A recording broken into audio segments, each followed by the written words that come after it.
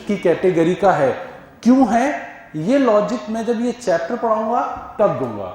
अभी तो मैंने सिंपल आपसे एक जनरल बात बोली थी कि जो हमारी बिल्डिंग्स हैं उनका रेंट यहां पे होगा।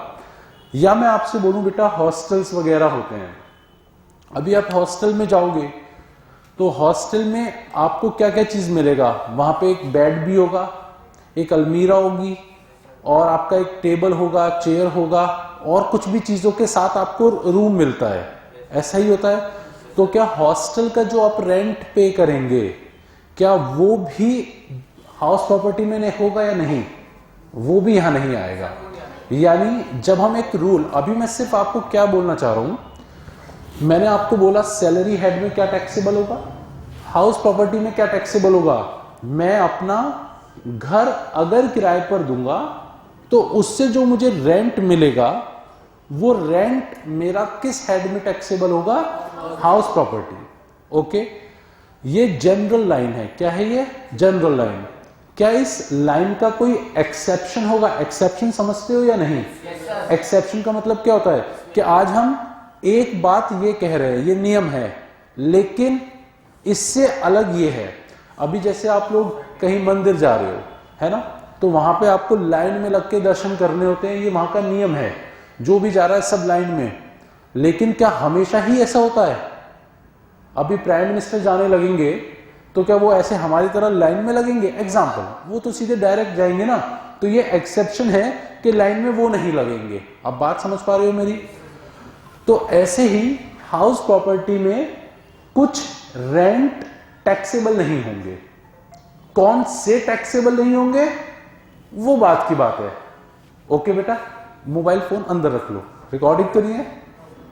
देखो पढ़ाई करना सिर्फ मोबाइल फोन साइलेंट मोड पे कर लो, मैं भी कर लेता हूं, मैं भी कर दूं।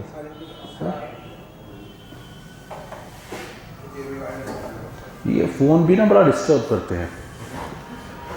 तो सैलरी से हमारे को इनकम होगी, हाउस प्रॉपर्टी हेड से हमारे को इनकम होगी। ये समझ आता है? तो मैंने इसके आपको सेक्शन भी बताया होगा। सैलरी का कौन सा सेक्शन था बेटा? 15 to 17, ठीक है। उसके बाद मैंने हाउस प्रॉपर्टी का आपको बताया होगा 22 से लेकर 27 तक। ओके, अच्छा, अब हम लोग तो की एक लेक्चर डिलीवर कर चुके। अब मैं जो लास्ट लेक्चर में आपको पढ़ा दूंगा, तो बेटा आज के लेक्चर में जरूरी नहीं है कि मैं सही बोलूंगा। अभी मैं यहां पे आपने बोल दिया 22 से 27, वरना मैं यहां बोलने वाला था हाउस प्रॉपर्टी में हमने कहां से पढ़ा था, 18 से लेके, और आप लोग सब आराम से ऐसे रहते हैं, हाँ 18 से यही परम सत्य है ना। ऐसा नहीं है, सोना मत, आपको रेक्टिफाई करना है सर ने कहां गलत बोल दिया है। एक बार सही पढ़ा दिया ना, ठीक है, अब आप अलर्ट रहना कि सर ऐसे टेस्ट भी करेंगे। तो हमारे सेक्शन 18, 19, 20, 21 कहां है ही नहीं, डिलीट है। ओके बेटा, समझ आता है? उसके बाद हमारा अगला कौन सा हेड है? पीजीबीपी, बिजनेस प्रोफेशन का ये हेड हो गया हमारा पीजीबीपी। अब यहां पे हमारे पास कौन से सेक्शन थे? 28 से लेकर 44 तक लाइन से चल रहे सेक्शंस। उसके बाद हमारे पास कौन सा हेड आ गया था? Capital gains. कैपिटल गेन में बेटा आपने कौन से सेक्शन कवर कर लिए थे? 45 से लेकर 55 तक। ओके, अभी सेक्शन लिखने में ना आपको ऐसा लगता होगा कि सर देखो कितने सेक्शन है, 45, 46, 47 है ना, ऐसे काउंट मत करना, गलत हो जाएगा। एग्जाम्पल के तौर पे जैसे 44 सेक्शन आएगा, तो 44 में पता है क्या है? 44 AA, 44 AB, 44 AD, 44 AE, 44 ADA, यानी अपने आप में भी इनकी पूरी सीरीज चलेगी। आप बात समझ पा रहे हो? 44 में भी इनका क्या होगा? पूरी सीरीज चलेगी। तो देखने में 9-10 सेक्शन नजर आ सकते हैं, लेकिन ऐसा है नहीं। परेशानी है कुछ? ठीक है। तो कैपिटल गेन कहां से? 45 से लेकर 55 तक। उसके बाद बेटा एक हमारा लास्ट हेड कौन सा था? इनकम फ्रॉम अदर सोर्सेज, यानी वो इनकम जो हमारे इन रिस्पेक्टिव हेड में कहीं टैक्सेबल नहीं हुई, जिन्हें यहां जगह नहीं मिली, वो कहां जाएंगी? Income from other sources. तो यहां पे कहां से कहां तक होगा? सेक्शन 56 से लेकर सेक्शन 59 तक। इतनी बात समझ में आ गई या नहीं आई? तो ये हमने टोटल 15 से लेकर कहां तक कवर करे थे? सेक्शन 15 से लेकर 59 तक। इनके अंदर क्या पढ़ना है, ये एक अलग चीज है। तो अब मेरा आपसे क्वेश्चन है कि ये जो हमने हेड पढ़े थे, ये वाले, इन हेड से एक व्यक्ति, एक पर्सन भी मैंने आपको कल बताए थे, तो क्या पर्सन इन सारी जगह से कमा सकता है या एक ही जगह से कमा सकता है? सबसे कमा सकता है। फॉर एग्जाम्पल, मैं किसी कंपनी में जॉब करता हूं, तो मेरे को क्या मिल जाएगा? और मैं खर्च ज्यादा नहीं करता, मैं अपना पैसा बचा लेता हूं। संभव है। अब जब पैसा बचा लेता हूं तो फिर उस पैसे को मैं बैंक में एफडी करा देता हूं। हो सकता है नहीं? बैंक में एफडी कराई है तो मुझे एफडी पर क्या मिलेगा? इंटरेस्ट मेरा कौन से हेड का है? Income from other sources. समझ में आ गया? उसके बाद पैसा जोड़ के मैंने 1 करोड़ जोड़ लिया। अब 1 करोड़ पैसे 1 करोड़ हो गया मेरे पे, है ना? ज्यादा लग रहा है या कम लग रहा है? ठीक है, बता दिया करो। ज्यादा लगेगा तो मैं कम कर लूंगा, कम होगा तो ज्यादा कर लेंगे। तो 1 करोड़ आ गया। मैं एक घर मुझे बहुत अच्छा लगा, मैंने कहा इस 1 करोड़ में से जो बैंक में मैंने जोड़ा था उसमें से मैंने 80 लाख निकाल लिए और अपने लिए एक घर ले लिया। बहुत अच्छा। हो जाता है ऐसा? नहीं होता है? तो अब मैंने क्या काम करा, मेरा बैंक में कितना पैसा रह गया? 20 लाख। तो क्या बैंक मुझे उस पर ब्याज देगा 20 लाख पे? हाँ। तो मेरे को 20 लाख पे तो ब्याज आ गया। जॉब मैं कर ही रहा हूं, मैंने सोचा कि जो घर लिया है इसको भी किराए पर चढ़ा देता हूं, किराया भी आएगा। तो मुझे घर से किराया आने लगा या नहीं आने लगा? तो मुझे जो घर से रेंट आया वो रेंट मेरा कहां चला जाएगा? House property. अब जो मैंने घर लिया था 80 लाख का, बहुत बड़ा घर था, मैंने वहीं पे क्या करा, एक छोटी सी दुकान बना दी। वहां पे कोल्ड ड्रिंक, चिप्स, समोसे, सब। समझ आता है? अब वो भी मेरा सेल होने लगा तो मेरे बिजनेस से इनकम आने लगी, बिजनेस भी हो गया घर में। देखा होगा आपने, आपके आस पड़ोस में घरों में दुकानें होती हैं, तो वो भी इनकम आने लगी। वो मेरे कौन से हेड की हो गई? समझ में आ गया? एक मेरे पे अंगूठी रखी थी सोने की, बहुत पुरानी, मैंने उसको भी इस साल बेच ही दिया। पुरानी हो गई थी, अच्छी नहीं लग रही थी। तो अंगूठी मेरे लिए असेट है या नहीं है? असेट को बेचा भी है मैंने। तो बेचा है तो मेरे को क्या हो गया? आज आपका पहला लेक्चर है? नहीं, अभी ना बच्चों आप लोग मुझे समझ नहीं आने, कोई टोपी लगा के आओगे, कोई मफलर बांध के आओगे, तो ऐसे कैसे? तो यानी कहने का मतलब, बिल्कुल, तो कहने का मतलब क्या है? सुनो, एक व्यक्ति, अब एक व्यक्ति का नामकरण संस्कार भी कर देते हैं। कौन होगा ये? जग प्रसिद्ध व्यक्ति मिस्टर एक्स। ये हर जगह पाए जाते हैं। जिसे कुछ समझ नहीं आता वो मिस्टर एक्स पे ही शुरू हो जाता है। तो ये मिस्टर एक्स ने इस साल काम किया। ये साल हमारा कौन सा है बेटा? Financial year 22-23। और बेटा मैंने आपको बताया था फाइनेंशियल ईयर कहां से शुरू होता है हमारा? कहां से शुरू होता है? फाइनेंशियल ईयर 22-23 मेरा शुरू हो जाएगा 1 अप्रैल 22 से लेकर 31 मार्च 2023। समझ आता है? आप लोग अकाउंट्स जब पढ़ते हो, है ना? अब देखो मेरा दिमाग 2 जगह चलता है। एक तो ये लिखने में चल ही रहा है, पढ़ाने में चल रहा है। तीसरा जो सबसे मुश्किल दिमाग चलाना है ना, वो क्या? कि मुझे इस कैमरे के सामने रहना है ना? तो अभी ये साल आपने अपने अकाउंट्स करते हो, अकाउंट्स, तो उसमें साल कहां से शुरू होता है? उसमें भी तो पूरे साल की बैलेंस शीट बनती होंगी। तो उसमें कहां से साल शुरू करते हैं? अच्छा, उसमें 1 अप्रैल से शुरू होता है उसमें भी, या कहीं से भी शुरू हो जाता है? पीरियड ऑफ 12 मंथ्स कहीं से भी ले लेते हैं। शायद बेटा देखो ध्यान से सुनो देवियों, है ना, 1 जनवरी से लेकर 31 दिसंबर भी हो सकता है, 1 जुलाई से लेकर 30 जून का भी हो सकता है। मतलब उसमें तो 12 महीने का पीरियड लेना होता है, तो वो आप कैसे भी ले सकते हो। ऐसा ही होता है या नहीं? हाँ ना पे रिएक्शन देना जरूरी है। तो क्या इनकम टैक्स में भी कोई सा भी पीरियड चलेगा? 1 अप्रैल से, 1 जनवरी से, 1 जुलाई से? नहीं। इनकम टैक्स में हमारा साल शुरू कहां से होगा? कहां से शुरू होगा? यह बात पक्की है। इनकम टैक्स में कोई और डेट नहीं लेनी है। साल कहां से चलेगा और खत्म कहां होगा? पक्का। अकाउंट्स की तरह नहीं जाना कि वहां पे कोई सा भी आप टाइम ले सकते हो। इनकम टैक्स में जब भी मैं ऐसे फाइनेंशियल ईयर लिखूंगा, आपके दिमाग में क्या इंप्रेशन जाएगा कि ये 1 अप्रैल से शुरू होगा और अगले साल 31 मार्च पर एंड होगा। समझ में आ गया बेटा?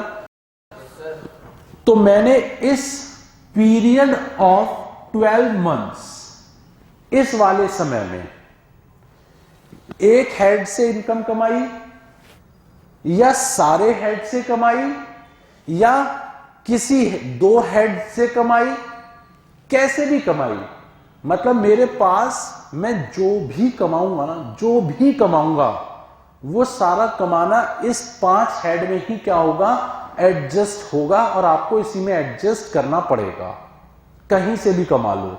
ओके, अब दिमाग में ना इतने सारे क्वेश्चंस हमारे आ जाएंगे कि सर कौन कौन सी इनकम्स हैं। अब ये लेक्चर्स जैसे जैसे मूव ऑन करते जाएंगे ये आपको क्लियर होता जाएगा। ये कमाया तो ये कमाया तो ये। पहले दिन में सारी चीज नहीं दी जा सकती।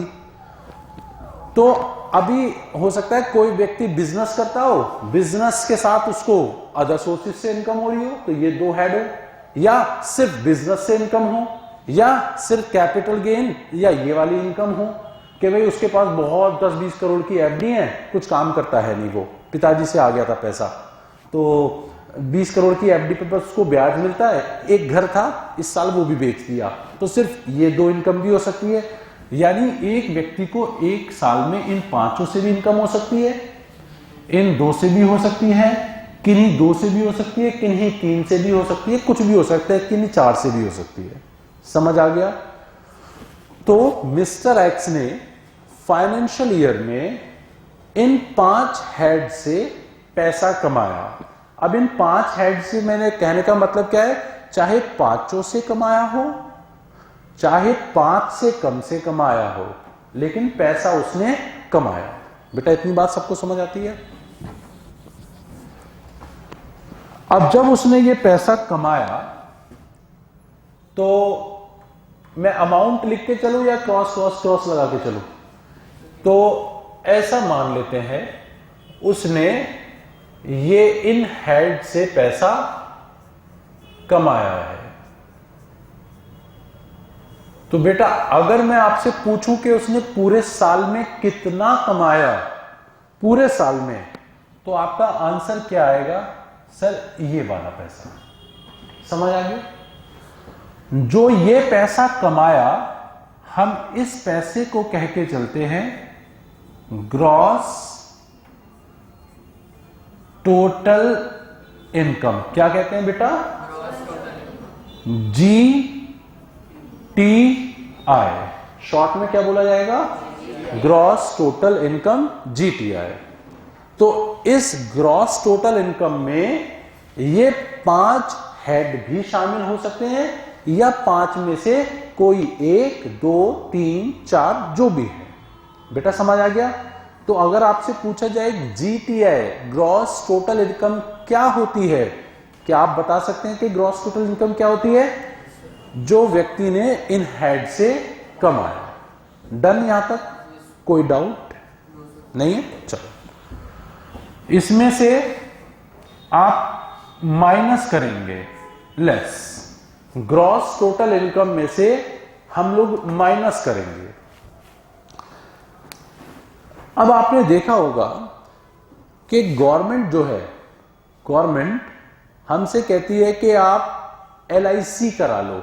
LIC मतलब लाइफ इंश्योरेंस कॉर्पोरेशन की पॉलिसीज होती हैं, आप वो करा लो, या किसी और कंपनी की इंश्योरेंस कंपनी तो और भी है, तो आप अपना लाइफ इंश्योरेंस करा लो। आप क्या करा लो? Life insurance. या आप बैंक में FD करा लो। भाई भविष्य है तो कुछ पैसा जुड़ा भी तो होना चाहिए। या आप अपने बच्चों के लिए, बच्चों की स्कूल फीस पे करते हो, ठीक है ना, बच्चों की स्कूल फीस आप पे करते हो, या और बहुत सारी जगह बताई है। या कई बार आपको मेडिकल इंश्योरेंस कराना होता है, मेडिकल इंश्योरेंस करा लो। आप समझते हो बेटा मेडिकल इंश्योरेंस क्या होता है? देखो, जो टर्म ना समझ आए ना उसको ऐसे कर देना, नहीं आया फिर भी मेरा फर्ज है मैं एक बार बताऊं मेडिकल इंश्योरेंस क्या होता है, क्योंकि आगे बहुत बार यूज होगा। आप सब लोग स्कूटी से आते हो या बाइक से, कहने का मतलब किसी व्हीकल से आते हो। अब जब व्हीकल रास्ते में चलता है तो आपने कई बार देखा होगा एक्सीडेंट हो जाता है, तो व्हीकल को चोट आ जाती है ना, उसकी लाइट टूट गई या कुछ भी उसको नुकसान हो गया, तो फिर उसकी रिपेयरिंग मेंटेनेंस के लिए उसको लेके जाते हैं। तो जब हम अपना कोई भी व्हीकल लेते हैं, अभी एग्जांपल देता हूं ऐसे, अभी मैं मई या जून के महीने में 21 में मैं गया था गुजरात, ठीक। हम लोग गए थे यहां से जयपुर, जयपुर से माउंट आबू, माउंट आबू से दीव, दमन दीव आइलैंड सुना ना, Diu, then Somnath, then Dwarka, then Jaipur again, and then back to Meerut by car. मेरी वाइफ को लॉन्ग ड्राइव का शौक है, तो ये लॉन्ग ड्राइव होती है। तो ऐसे उससे पहले भी मैं मुंबई वगैरह गया था। तो मई जून के महीने में ये एक हमारा टूर होता है। अभी वाला टूर था तमिलनाडु साउथ का। तो अभी वहां से होके आए, तो जब हम द्वारका जा रहे थे, सुना होगा आप लोगों ने द्वारका नाम, तो वहां पे एक बेट द्वारका है, तो हमने कार पार्क कर दी वहां पे। अब कार ओपन पार्क होती है, वहां पे कोई पार्किंग नहीं थी, तो कोई बैक कर रहा होगा या क्या हुआ होगा, उसने कार को ठोक दिया। हम तो दर्शन करने गए थे, जब आके हमने देखा तो देखा कार तो ठुक गई, पिट गई, खराब हो गई, मतलब अच्छे से उसने ठोक दिया। अब मैंने अंदाजा लगाया कि इसमें इतना खर्चा तो आएगा ही आएगा, लेकिन मैंने अपनी गाड़ी का ना इंश्योरेंस करा रखा था, तो वो गाड़ी हम ले आए। चलने में भगवान की दया से कोई प्रॉब्लम नहीं हुई, बढ़िया चलती रही। हम लोग उसको ले आए मेरठ, और मैंने ले जाके होंडा के शोरूम पे उसको दे दिया और उनको बोला कि भाई देखो मैंने इसका इंश्योरेंस करा रखा है, तो अब इसमें जो भी खर्चा आएगा ना वो सब पे करना आपकी जिम्मेदारी है। उन्होंने कहा हाँ सही बात है। तो उसमें जितना भी खर्चा आया वो सारा खर्चा किसने मेरे को सही करके दिया? इंश्योरेंस कंपनी ने दिया। क्यों? क्योंकि एक साल में 20,000 के अप्रॉक्स में उसका क्या पे करता हूं? Insurance premium. तो उसका फायदा तो लेना था ना, है ना। तो ऐसे ही हम इंसानों के रूप में, इंसानों में होता है कि हम लोग अपना क्या कराते हैं? इंश्योरेंस। वो हर साल होता है, जैसे गाड़ी का इंश्योरेंस हर साल रिन्यू होता है, ऐसे ही हम लोगों का भी क्या होता है बेटा? मेडिकल इंश्योरेंस हर साल। कि अगर उस साल हमारे में कोई रिपेयर मेंटेनेंस हो जाए, मतलब चोट लग जाए वगैरह वगैरह, हॉस्पिटलाइज हो जाए, तो वो सारा खर्चा कौन बियर करेगा? Insurance company. तो उसके लिए हमें हर साल क्या देना होता है? Insurance premium. आपको समझ में आ गया? तो हमने जो अपना मेडिकल इंश्योरेंस कराया है, समझ में आ गया मेडिकल इंश्योरेंस क्यों कराया जाता है? हेल्थ के लिए, कि अगर कोई प्रॉब्लम हो जाए तो वो हमारे को फ्री में कौन करा के देगा? Insurance company. ओके। और अगर मानो भगवान ना करे कभी जरूरत पड़ी और हमने प्रीमियम पे कराता उस साल का, तो वो क्या हो जाता है? खत्म, डन। तो ऐसे ही क्या है कि गवर्नमेंट कहती है, government means income tax department, कि भाई अगर आपने अपना क्या कराया है? मेडिकल इंश्योरेंस, तो उसके लिए आपने क्या पे किया होगा? प्रीमियम। मैंने 10 लाख का मेडिकल इंश्योरेंस कराया, उसके लिए सपोज मुझे 40,000 क्या पे करना पड़ा, प्रीमियम। तो मैं अपनी इस ग्रॉस टोटल इनकम में से क्या माइनस कर लूंगा, मेडिकल इंश्योरेंस का जो हमने प्रीमियम पे किया। क्या इसमें गवर्नमेंट का फायदा या मेरा फायदा, मेरा ही फायदा है। समझ में आ गई बेटा ये बात। ऐसे ही मैं अपने बच्चों के लिए स्कूल की फीस पे करता हूं, तो उसमें जो फीस है आपने पे करी है वो आप क्या कर सकते हो, यहां से माइनस कर सकते हो।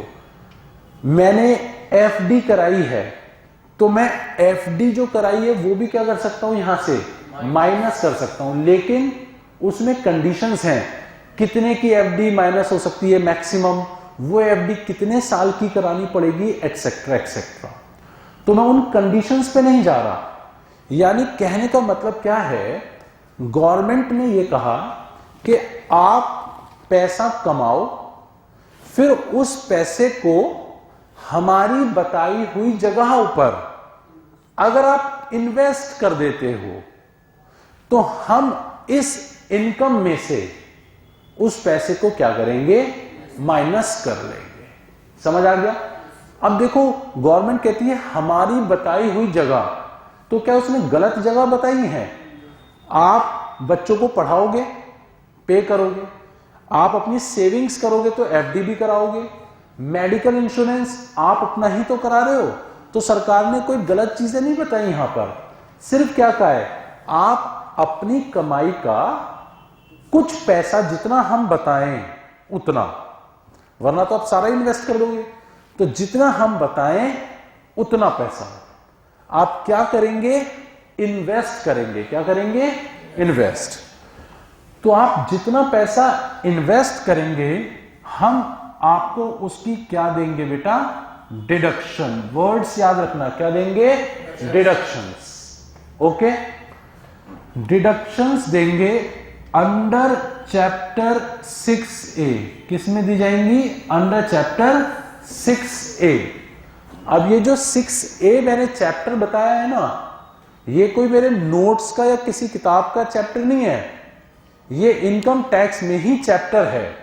ये उसका वो है चैप्टर, ये अंडर चैप्टर। इसको भी डिफाइन करूंगा मैं, लेकिन अभी के लिए क्या है, सरकार ने, गवर्नमेंट ने डिडक्शंस बताई हैं कि अगर आप हमारी बताई हुई जगह पर पैसा इन्वेस्ट करोगे तो जितना पैसा आप इन्वेस्ट करोगे उसको हम क्या करेंगे, डिडक्शन देंगे under chapter 6A।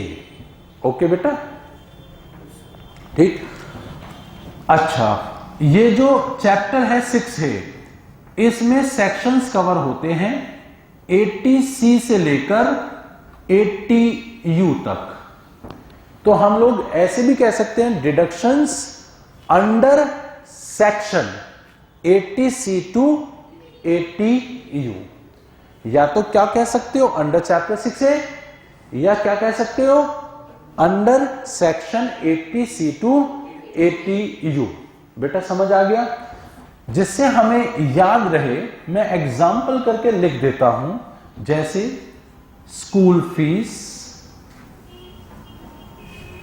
FDR fixed deposits और मेडिकल इंश्योरेंस एटसेट्रा।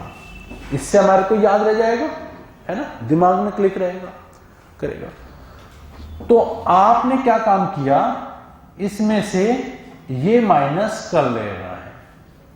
समझ में आ रहा है। जब आप ग्रॉस टोटल इनकम में से डिडक्शंस माइनस कर लेंगे, जब आप ग्रॉस टोटल इनकम में से डिडक्शंस माइनस कर लेंगे तो जो बचेगा उसको हम लोग क्या कहेंगे बेटा, टोटल इनकम। क्या कहेंगे, टोटल इनकम। ये समझ में आता है, नहीं आता है? बिल्कुल।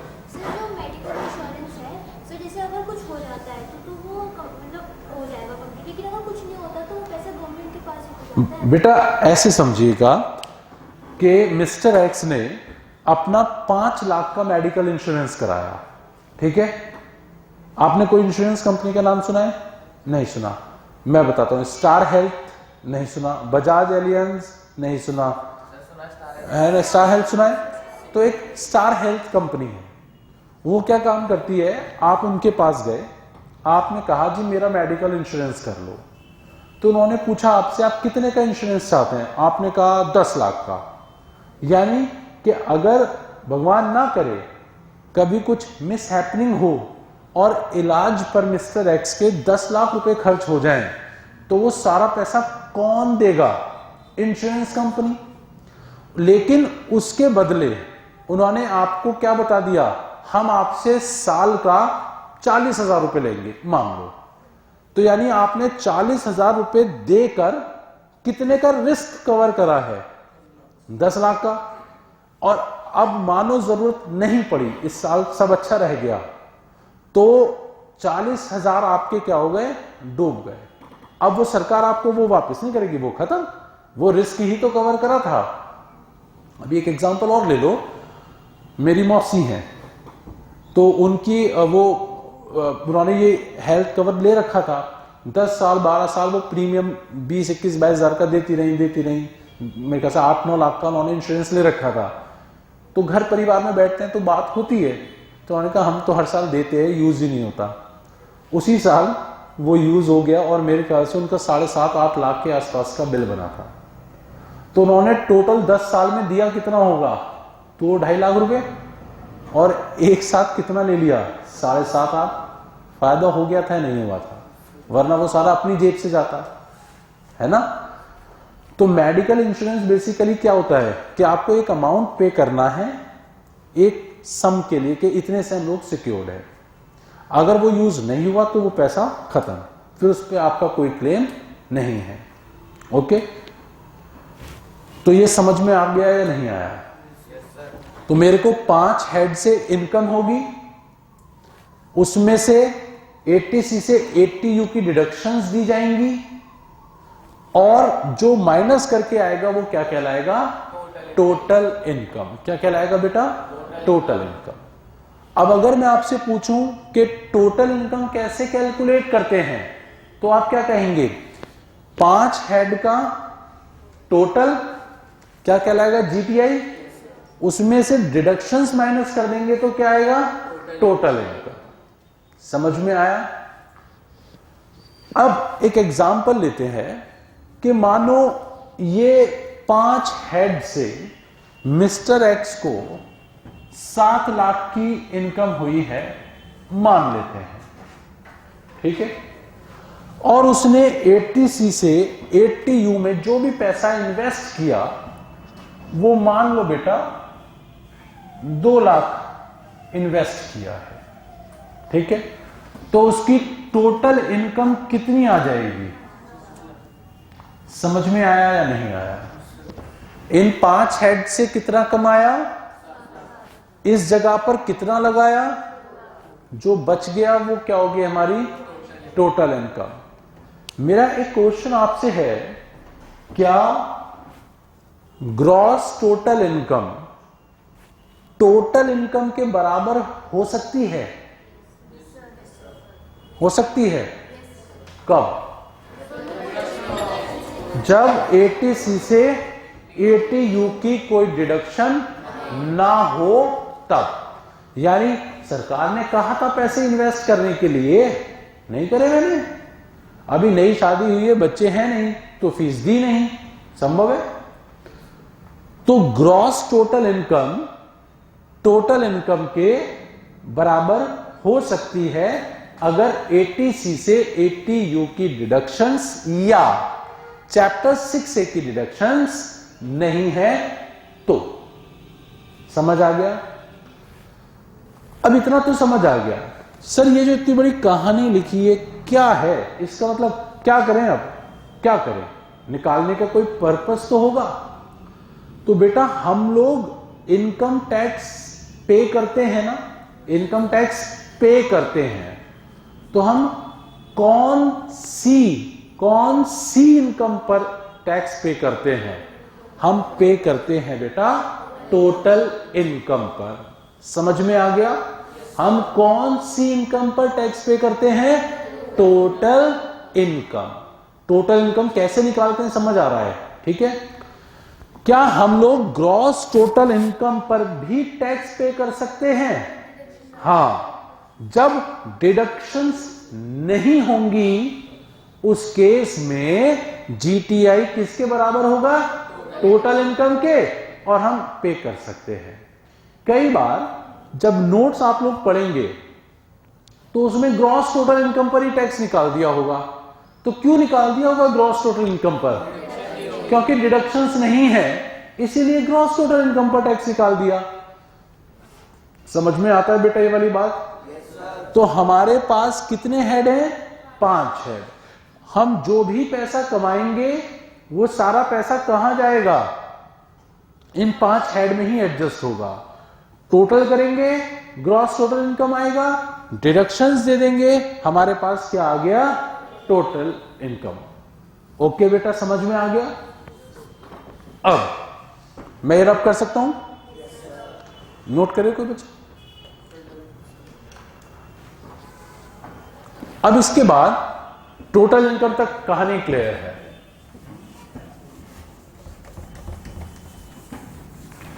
बस ये इतना ही मुश्किल है टैक्स, इससे ज्यादा मुश्किल नहीं है।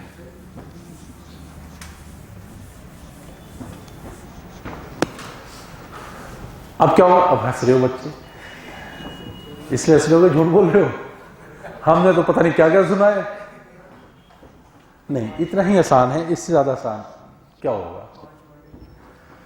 अब क्या है, देखो पता है क्या है, हम लोगों को मेंटेन क्या करनी है? मैंने पहले लेक्चर में बोला है, रेगुलरिटी। अगर हम लोग कल का लेक्चर हमने नहीं पढ़ा जो बीत गया, तो क्या मैं आराम से समझा पाऊंगा आपको? नहीं। और जो आज का लेक्चर नहीं पढ़ेगा, क्या वो कल जीटीआई क्या होता है, टीआई क्या होता है, डिडक्शंस गड़बड़ाने लगेगा ना? रेगुलरिटी। अब हमारे पास टोटल इनकम आ गई जिसपे हमें टैक्स पे करना है। अब टैक्स कौन पे करेगा? कौन पे करेगा? पर्सन्स। और पर्सन्स के साथ क्या लगता है? इंक्लूड। और इंक्लूड में हमारे टोटल कितने पर्सन होते हैं? वो मैंने लिखे थे, टोटल अभी 6 में बोलो, 7 बोलना, मतलब 7 होते हैं वो टोटल। तो टोटल हमारे जो पर्सन्स होते हैं वो टोटल कितने होते हैं? 7, जिनसे गवर्नमेंट क्या करता है? टैक्स लेने का हक रखता है। लेकिन अगर आप हमारे पास 8वें तरीके का व्यक्ति ले आओगे ना, तो हम क्या कहेंगे? ये तो है ही, किसी में शामिल करो इसको, इनमें से नहीं करना है तो अलग से लिख देते हैं। अपना दायरा उसने क्या करा हुआ है? ओपन। समझ आ गया? तो टैक्स किस पे कर रहे थे हम? Total income. कौन पे कर रहा था? पर्सन। हर साल पे करते हैं, हर साल पे करते हैं। अब जो हम पे करेंगे वो बेटा टैक्स, हमारे पास यहां पर 2 वर्ड्स आएंगे। एक होगा प्रीवियस ईयर। क्या होगा? Previous year. और एक वर्ड क्या होगा हमारे पास? Assessment year. क्या होगा बेटा? Assessment year. प्रीवियस ईयर क्या है हमारा? मान लेते हैं 2022-23। असेसमेंट ईयर क्या है हमारा? 2023-24। ये आपको कैसे पता?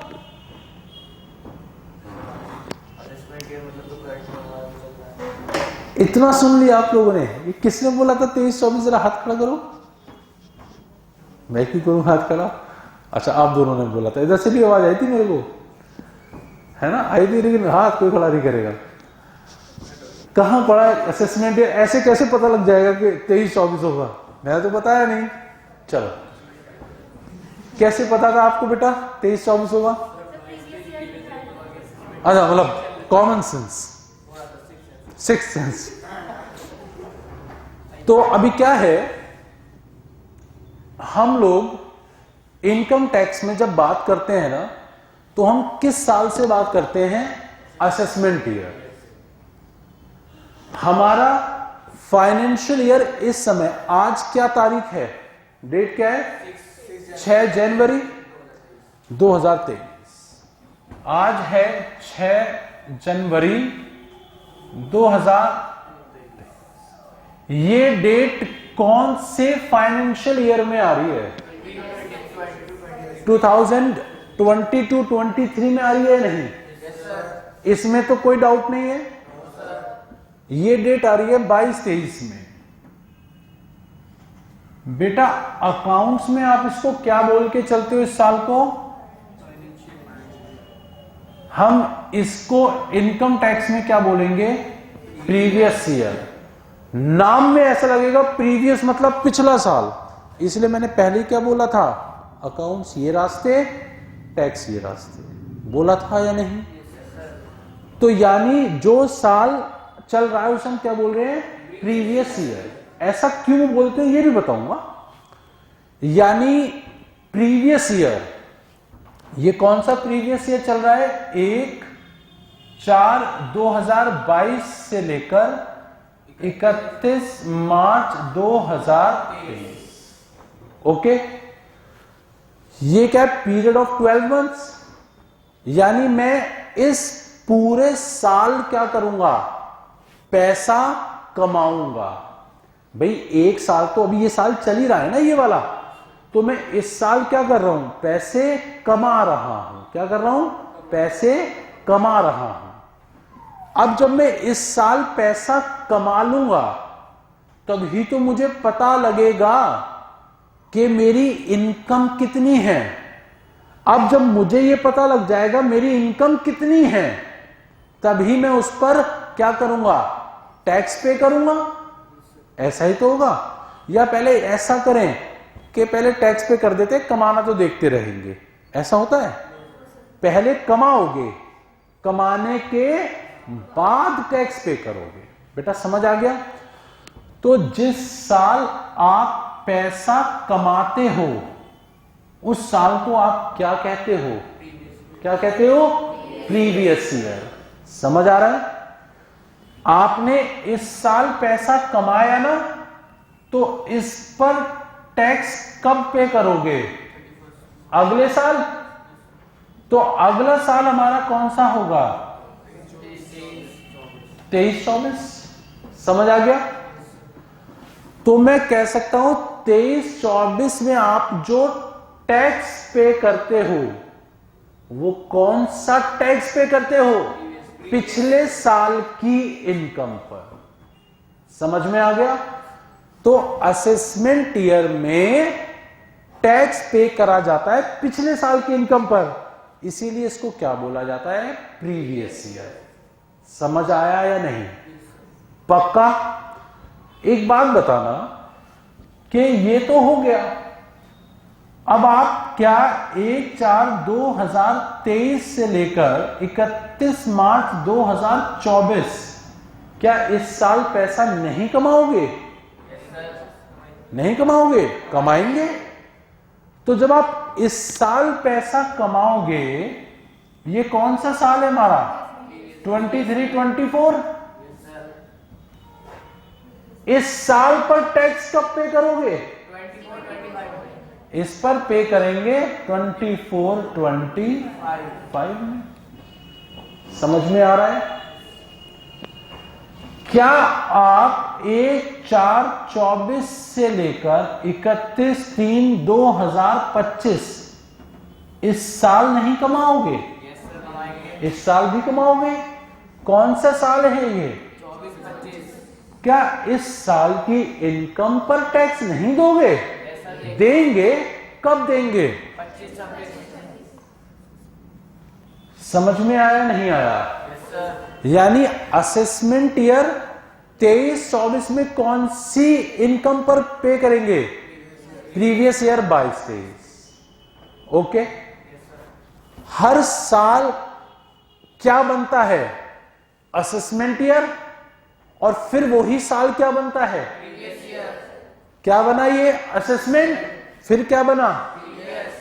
यानी हर साल के दो रूप होते हैं। जैसे मैं हूं, मेरे भी अनेकों रूप है ना। कैसे?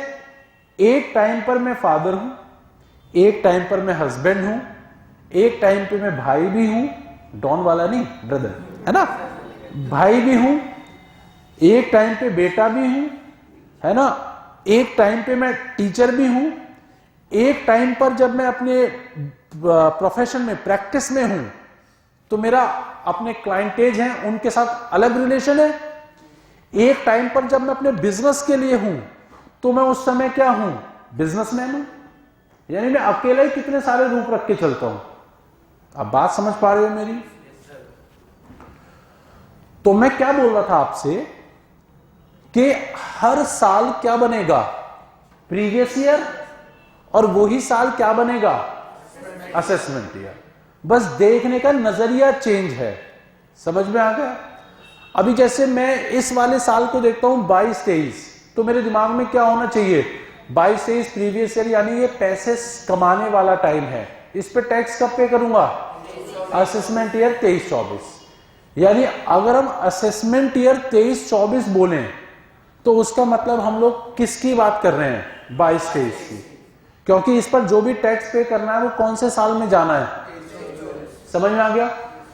अगर मैं बोलता हूं प्रीवियस ईयर 22-23 या असेसमेंट ईयर 23-24, एक ही बात रहेगी। समझ में आ गया? अगर मैं कहता हूं असेसमेंट ईयर 24-25, तो मैं कौन से साल की बात कर रहा हूं, 23-24। यानी अगर मैं कहता हूं मैंने 24-25 में टैक्स पे किया है, तो यानी मैंने कौन सा टैक्स पे किया होगा, जो 23-24 में इनकम कमाई है। बेटा समझ में आ रहा है? क्योंकि हम इस साल को जब पढ़ते हैं तो कौन से साल को बेस बनाते हैं, असेसमेंट ईयर। समझ में आ गया? इसीलिए असेसमेंट ईयर से इसे क्या पढ़ा जाता है, प्रीवियस ईयर। आप बच्चे हो, आप सिर्फ इतना समझ के चलो अभी कि प्रीवियस ईयर कौन सा साल होता है, कौन सा साल होता है, जिस साल पैसा कमाया जाता है उस साल को हम लोग क्या बोलते हैं, प्रीवियस ईयर। और उस साल की इनकम पर जो टैक्स दिया जाता है अगले साल, उसे हम लोग क्या कहते हैं, असेसमेंट ईयर। समझ में आ गया? पक्का? तो ये हो गया। अभी देखो इतना बोलते ही ना मन में बहुत सारी चीजें कि एकदम से निकाल के दे दूं, लेकिन उनको रोकना पड़ रहा है। अब टैक्स एक नहीं होता है, सेल्फ असेसमेंट टैक्स है ना, टीडीएस, एडवांस टैक्स है ना। अब उनमें अगर अभी ले जाऊंगा तो सब कंफ्यूज हो जाओगे। अभी तो सिर्फ लेक्चर इनिशियल है, तो हम लोग इतना समझ लेते हैं, एक साल पैसा कमाने का और अगले साल उस पर टैक्स दे के आने का, बात खत्म। उसमें क्या ऐड करना है, क्या लेस करना है, वो बात की बात है, ठीक है ना। इनके नाम क्या है टेक्निकल, वो भी हम बाद में देख लेंगे। डन बेटा? तो आपको असेसमेंट ईयर समझ में आ गया, नहीं आया? प्रीवियस ईयर समझ आ गया? तो मैं अब जब भी प्रीवियस ईयर बोलूंगा आप क्या मान के चलेंगे, हम फाइनेंशियल ईयर बोल रहे हैं, है ना। और ये हमारा वो साल है प्रीवियस ईयर जिस साल हमें पैसा कमाना है। अगली चीज, आपके एग्जाम्स में अकाउंट्स में जो क्वेश्चन आते हैं उसमें ईयर कोई सा भी हो सकता है। मैंने अभी आपको बताया कहीं से भी शुरू कर सकते हैं, है ना। हो सकता है वो एक बैलेंस शीट बनाने को दें, उसमें लिख दें 1 जनवरी 2018 से 31 दिसंबर 2018, पुराना साल भी तो दे सकते हैं। हमारे इनकम टैक्स में ऐसा नहीं होगा। सबसे पहले तो जो क्वेश्चन आएगा वो कौन से प्रीवियस ईयर का आएगा, 22-23। जो भी आएगा वो डेट कौन सी आएगी, 1 अप्रैल 22 से लेकर 31 मार्च 23 के बीच में, ठीक है। क्योंकि अगर उन्होंने ये वाला प्रीवियस ईयर चेंज कर दिया तो पिछले साल के तो रूल्स अलग थे ना, फिर तो हम गलत हो जाएंगे। तो हमारे एग्जाम्स में कौन सा प्रीवियस ईयर एप्लीकेबल है, 22-23। असेसमेंट ईयर कौन सा एप्लीकेबल है, समझ में आ गया नहीं आया? यानी हम लोग अपने जो टैक्स पढ़ेंगे, उसके जो रूल्स रेगुलेशंस पढ़ेंगे, एक्ट पढ़ेंगे, वो कौन से साल का होगा, प्रीवियस ईयर 22-23 और असेसमेंट ईयर 23-24। समझ आ गया? तो जैसे हमारे नवंबर में अटेम्प्ट होगा, यही एप्लीकेबल होगा। 23-24 आ जाएगा।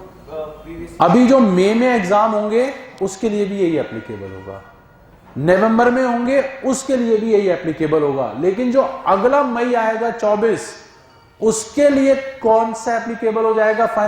प्रीवियस ईयर असेसमेंट ईयर, ठीक है।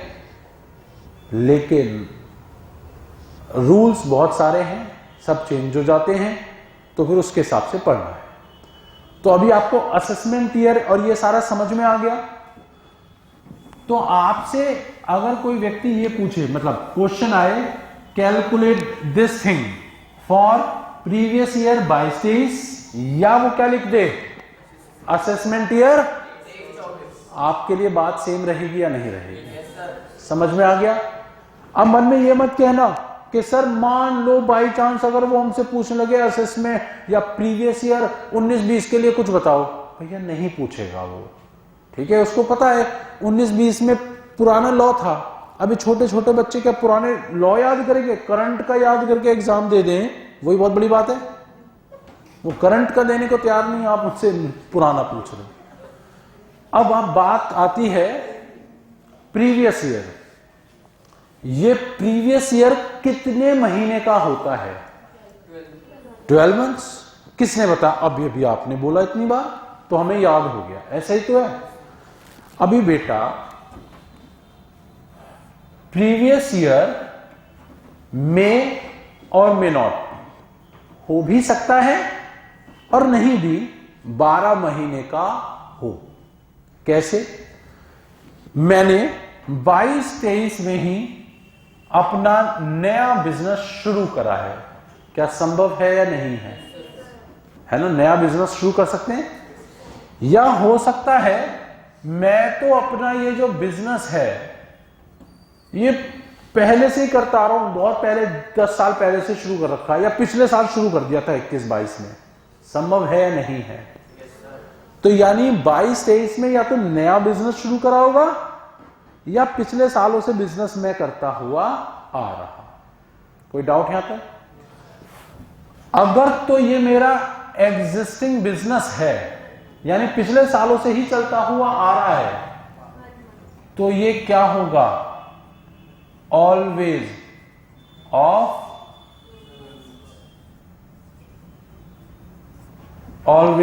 12 मंथ्स, ये हमेशा 12 महीने का होगा। लेकिन अगर नया ही शुरू करा है इस साल, मानो शुरू ही मैंने कब करा था? 1 जनवरी 2023, इसी साल में डेट आएगी या नहीं आएगी? बोलो। तो मेरा प्रीवियस ईयर कितने महीने का होगा? 3 महीने का। क्यों? क्योंकि सर आप ही ने बताया कि हमारा साल खत्म कहां हो जाएगा? 31 मार्च। समझ आ गया बेटा या नहीं आया? तो हो भी सकता है 12 महीने का हो, और ज्यादातर केसेस में क्या होगा? 12 का ही होगा। बस जब नया बिजनेस होगा उस केस में ये क्या होगा? Less than 12 months. बट कभी भी ये 12 महीने से ज्यादा का नहीं होगा। समझ में आता है? मैक्सिमम कितना होगा? 12 महीने। असेसमेंट ईयर जो पढ़ा जाता है वो किसके रिस्पेक्ट में पढ़ा जाता है? तो असेसमेंट ईयर कितने समय का होगा? असेसमेंट ईयर क्या होगा? Always of starting from 1 April 23 and ending on 31 मार्च 2020। समझ आ गया नहीं आया? असेसमेंट ईयर हमेशा कितने का होगा? 12 मंथ्स, हमेशा 12 मंथ्स। अब बेटा ऐसा भी तो हो सकता है कि मैंने यहां पे ये बता दिया आपको कि नया बिजनेस है तो लेस देन 12 हो सकता है।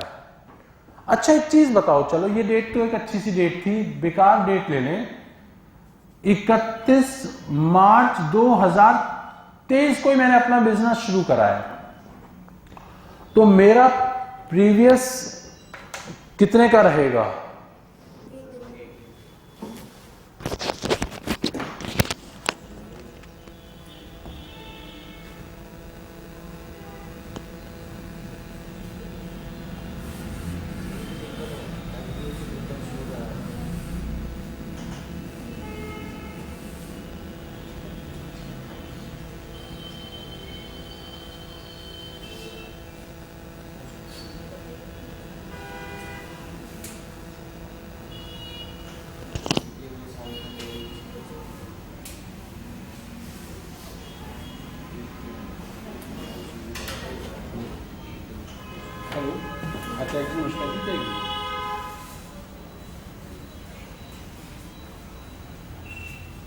नहीं उसमें ना अभी आपकी बात चल रही है, उसमें शायद ना दिसंबर में भी लास्ट में कोई सर्कुलर आया है, तो मेरी बात उनके अधिकारी से, अब देखो वो देख रहे हैं, उनकी 2-4 दिन में मीटिंग है, तो मीटिंग होने के बाद उसमें जो भी डिसीजन आएगा ना, तो हो सकता है ना कराना पड़े, इसकी संभावनाएं हालांकि कम है, तो जो भी आएगा 2-4 दिन और वेट कर दो आप, ठीक है ना। आपको जैसा भी होगा मैं तब बताऊँगा।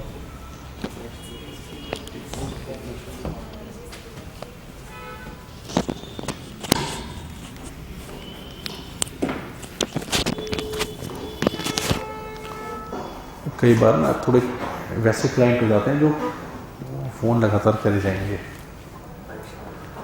हाँ जी, तो वही ना, एक व्यक्ति को कितने कैरेक्टर्स प्ले करने पड़ते हैं। तो अभी ये हो गया हमारा। तो अब बेटा एक क्वेश्चन हमारा ये आ रहा था कि या तो हाँ, ये पहले ये वाला था, कितने महीनों का ये हमारा प्रीवियस ईयर है, या ये प्रीवियस ईयर नहीं होगा?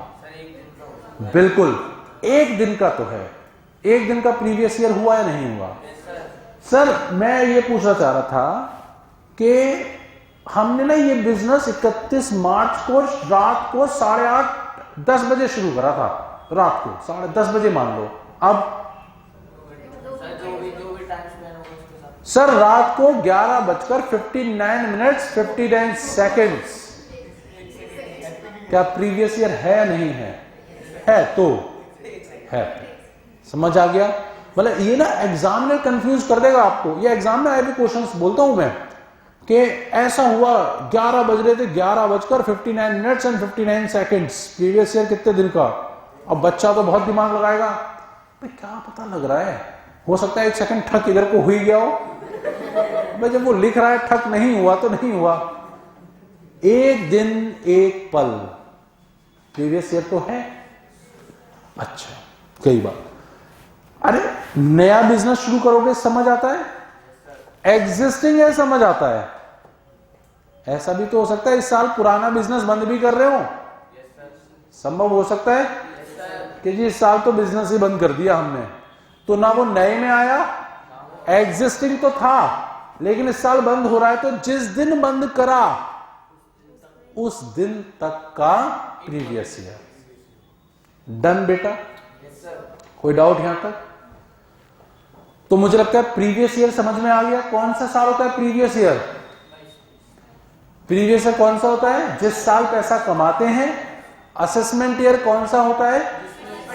जिस साल उससे पिछले साल की इनकम पर टैक्स पे करा जाता है। समझ आ गया नहीं आया? पक्का? अच्छे से डाइजेस्ट हो गया ना? पक्का? ओवरडोज तो नहीं हो जाएगी अगर कुछ और चीज बता दूं? चलो अभी क्या है, हम लोग previous year, assessment year, previous year, assessment year, previous year की इनकम पर, प्रीवियस ईयर की इनकम पर असेसमेंट ईयर में टैक्स पे करते हैं।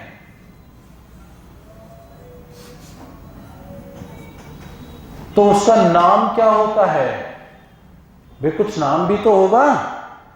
प्रीवियस ईयर की इनकम पे इस साल टैक्स पे कर दिया, ये तो समझ आ गया। इस साल कमाते हैं, अगले साल टैक्स पे करते हैं, तो उसका नाम होता है सेल्फ असेसमेंट टैक्स। ये नामकरण संस्कार क्यों है भाई सेल्फ असेसमेंट टैक्स?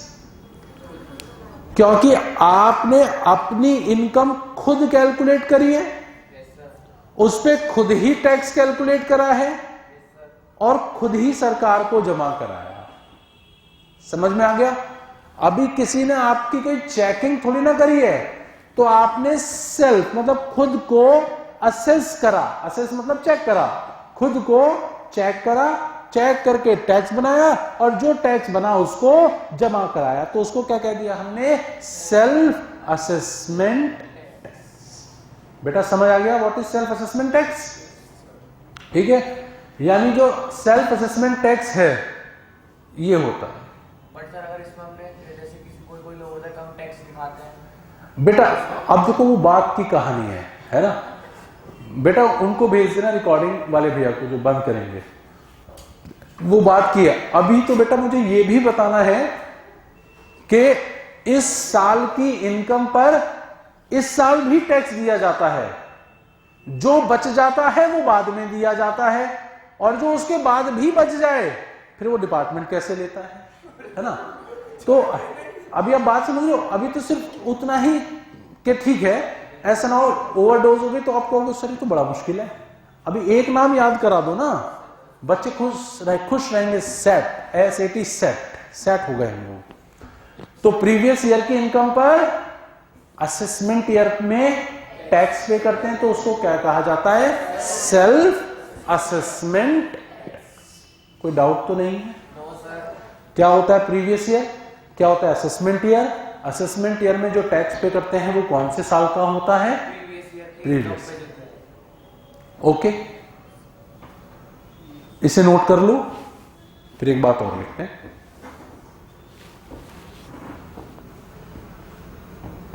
क्या हो गया? अच्छा लग रहा होगा टैक्स? हाँ ठीक है, अभी तक के लिए ठीक है, बाकी का तो भगवान जाने।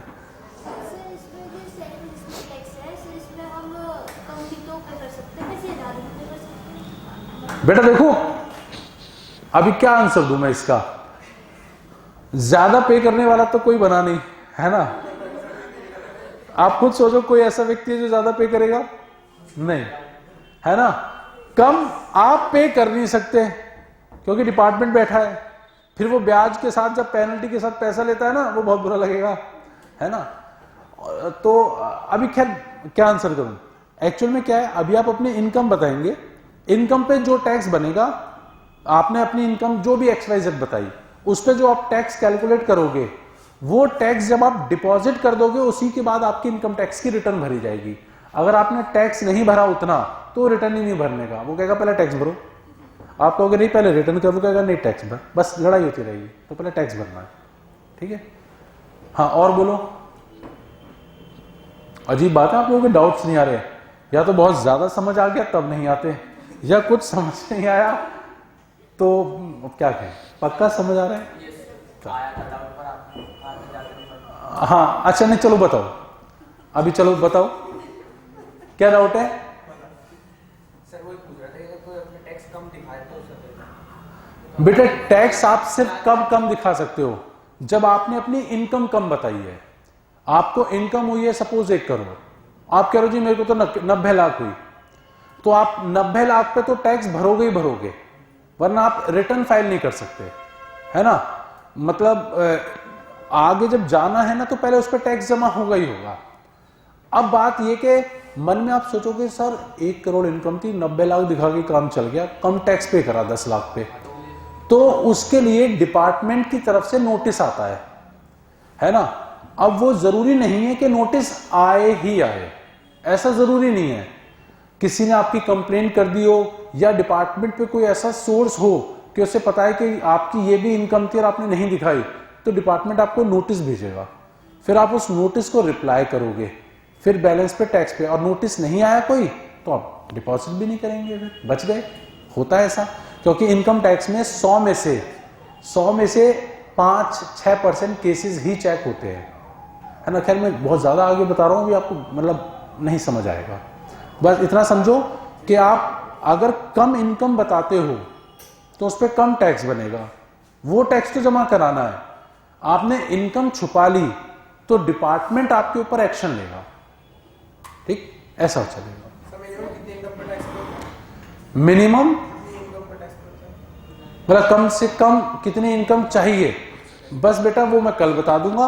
आपकी टोटल इनकम अगर 2.5 लाख तक है तो आपको टैक्स पे नहीं करना, 2.5 लाख से ज्यादा है तो फिर आप टैक्स पे करेंगे, ठीक है ना। 2.5 लाख से ऊपर, वो कल का पार्ट, कल से मतलब नेक्स्ट लेक्चर, कल का मतलब कल भी हो सकता है, वो अमित से डिसाइड करेंगे क्या रहता है ना। तो कल का मतलब बस ये था, नेक्स्ट लेक्चर। हाँ